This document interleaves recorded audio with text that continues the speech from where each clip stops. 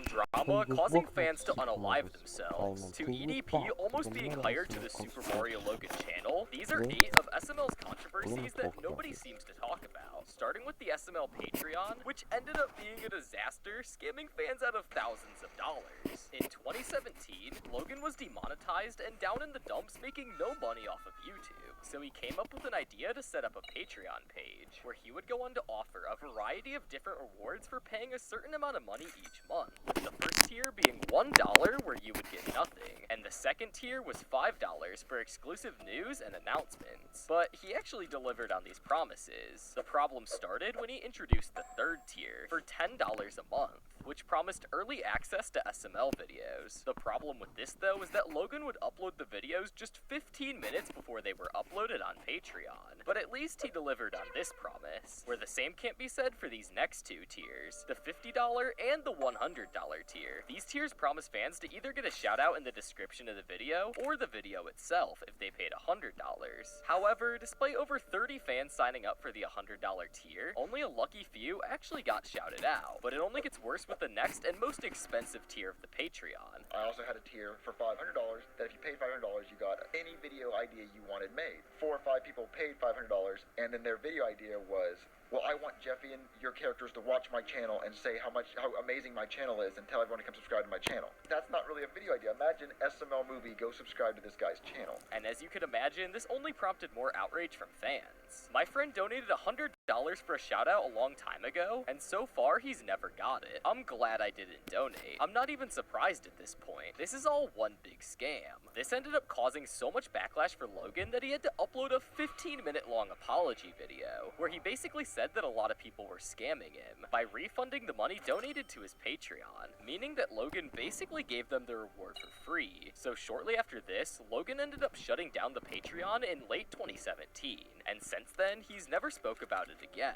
While the SML Patreon may be a big mistake, an even bigger one is him almost inviting EDP445 to be a full-time cast member for the channel. In February of 2017, the one and only cupcake lover himself, EDP445, wasn't in a great financial situation, but thankfully his good friend Logan 30acre wanted to help him out. Yes, they were actually friends apparently. So on February 5th, Logan decided to fly out EDP to the 2017 Super Bowl, but little did he know, this would lead to a lot of dumb drama. I'm so fucking appreciative and I'm so grateful, but at the same time, I refuse to get on my hands and knees and kiss your I refuse to get on my hands and knees and suck your He was like, you know what, I want to sign you to a 6-month contract in which you will be doing voice acting for my puppets on my channel. You know, he always fed me this mania about, oh my god, bro, you have the audience, you have the voice, you have the personality, you know, let's team up. I want to sign you to a 6-month contract,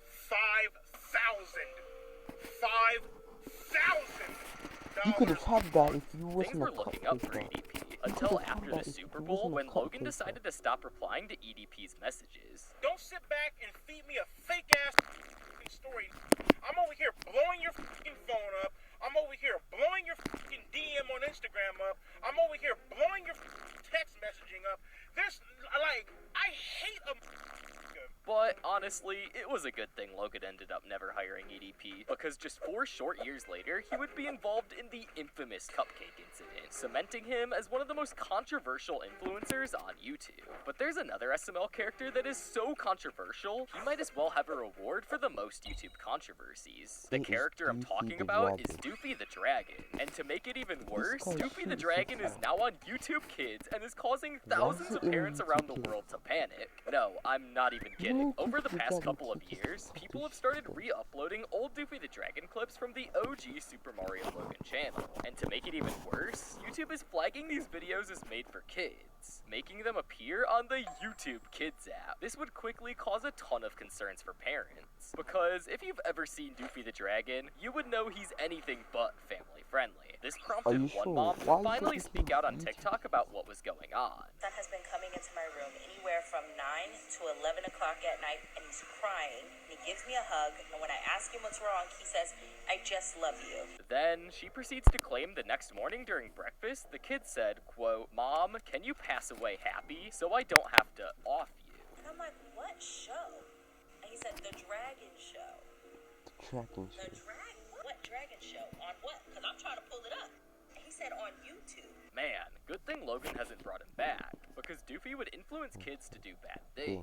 The Doofy the Dragon situation is crazy. Funniest I've ever seen. So, the same character that would get Logan demonetized in 2018, 6 years later in November of 2024 started getting recommended on YouTube Kids. However, they eventually corrected this mistake, but this wasn't Logan's fault or anything. This was just a mistake on YouTube's end. But while SML may not be directly involved in this drama, they are definitely involved with the next drama with GameCube Dude. GameCube Dude used to be an SML reaction channel, but he also had a podcast where he would interview various guests. And in 2017, he contacted one of the SML cast members, Lavelle, to come onto his podcast. GameCube Dude would do this repeatedly, constantly asking him to join his podcast. This got to the point where Lavelle started to get annoyed, but GameCube Dude would go on to just keep contacting him. And after this, Lavelle had enough. So he called GameCube Dude on an Instagram livestream and told him that he wasn't allowed to react to SML anymore, telling him to delete every SML reaction that he's ever posted. And after a while of screaming back and forth at each other over the phone, GameCube Dude privated almost everything on his channel. But unfortunately, his argument with Lavelle has now disappeared from the internet. But before GameCube Dude could completely vanish from YouTube, he would post one last time. Today is the day I give up on Super Mario Logan. The community is cancer because of Jeffy, and the creator has become too sensitive. At this time, Jeffy was universally hated by old fans. So Logan decided to play into it a little bit and have some fun. In 2017, Logan got completely demonetized by YouTube. So after a while of trying a variety of different things, he made a deal with YouTube that if he got his ads back on the Super Mario Logan channel, he would burn the Jeffy puppet and kill him off forever. And this actually ended up happening,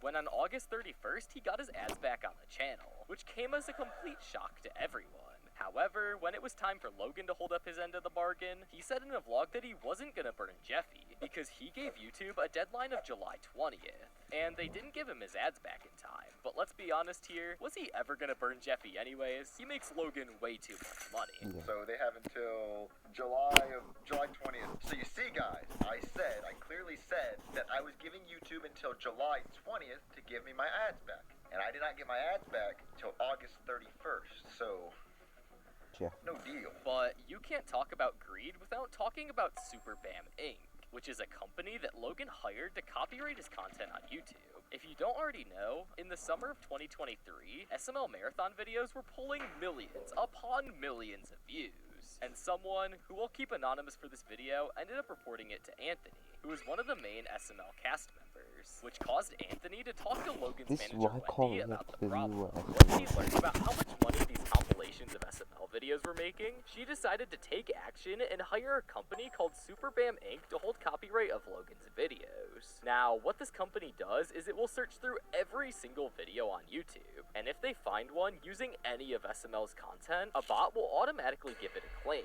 meaning Logan is now making money off of the re-uploaded SML content, which you think would fix the problem of SML marathon videos existing, right? Well, no, because believe it or not, it actually did nothing to the people making SML marathon videos. In fact, it only affected smaller content creators who were just doing innocent reaction videos. All my other reactions are probably gonna get hit.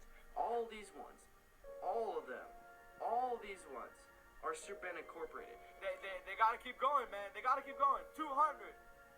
Is that not enough? Like, goddamn, please, stop. The guys who make these marathon videos stealing Logan's content have gotten smart. So smart to the point where they put their own copyrighted music at the end of the 3-hour-long marathon. And then they get to claim it, claiming all of the ad revenue on the video.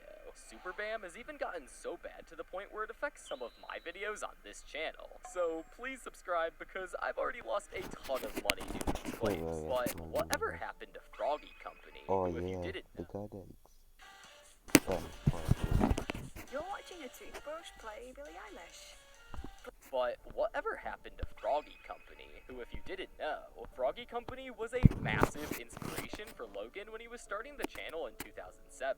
Logan would later become friends with Froggy Company, giving him pointers and advice on what characters to use. But this would all backfire a few years later when Super Mario Logan actually started seeing some success on YouTube. And this made Froggy Company reach back out to Logan and demand that he pays him all the money that the Super Mario Logan channel has made.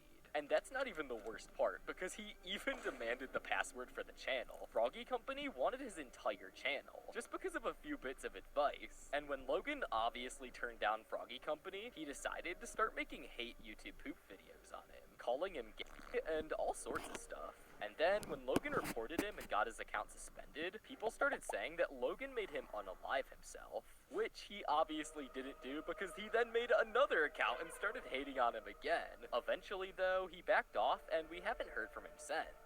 But nothing in this video can compare to the SML group chat. This is by far one of the most obscure SML controversies.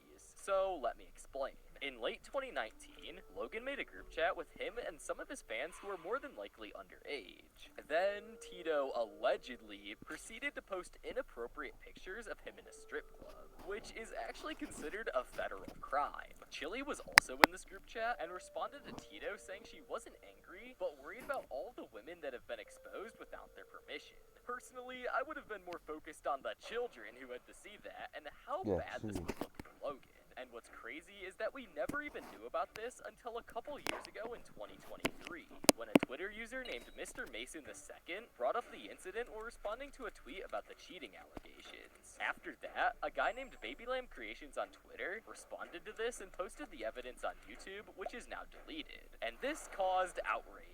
There was a whole hashtag on Twitter called DownWithSML. People were calling Logan a PDF file and mass unsubscribing from his channel, and he would have gotten canceled if it wasn't only for a small handful of people knowing about it, and his young target audience. But let me know if I missed any controversies down in the comments below, and click on this video on screen right here. I'm sure you'll love it.